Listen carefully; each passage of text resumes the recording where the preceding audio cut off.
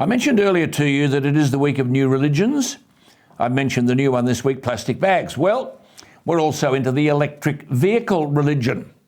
We were told at the weekend that more than 500 electric vehicle charging stations will be rolled out across New South Wales. That's just New South Wales. And the government of New South Wales is going to run out these fast and ultra-fast chargers at 86 locations throughout Sydney suburbs. And Treasurer Matt Kean says the investment, your money, will be the first of 3 funding rounds that would result in New South Wales developing the fastest and most comprehensive public electric vehicle charging system in the country. Well, that, for a start, is rubbish. But then this, quote, "We know that the global car market is moving away from petrol models towards EVs. We need to ensure we have the modern infrastructure needed so New South Wales drivers are not left behind." That also is rubbish. For a Liberal government, the only people in New South Wales to be left behind will be the government itself. This is a mirror image of the rubbish that the Federal Energy Minister Bowen is also uttering. You might recall in August, Bowen conducted a 3-day electric vehicle conference in Canberra. Again, no piece of paper justifying why this was necessary and no involvement from the bloke on Struggle Street. At that conference, we were told that the government would introduce fuel efficiency standards. You see, part of any religion is the notion of sin.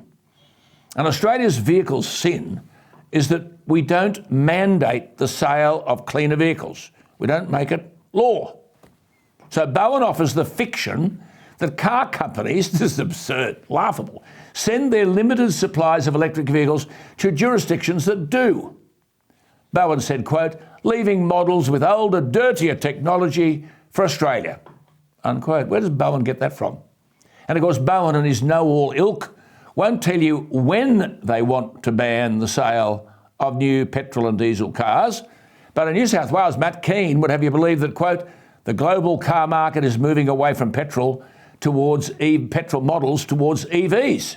That also is absolute and utter rubbish. Now, I don't mind politicians talking rubbish, so long as they're not spending your money.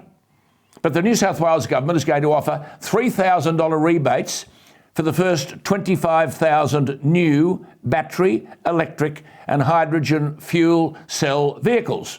I love that word, battery. What would we do with the batteries when they have to be replaced? 500 kgs each one? Where are they dumped? You see, it's the new religion. These nincompoops believe that this stuff leads to a better environment.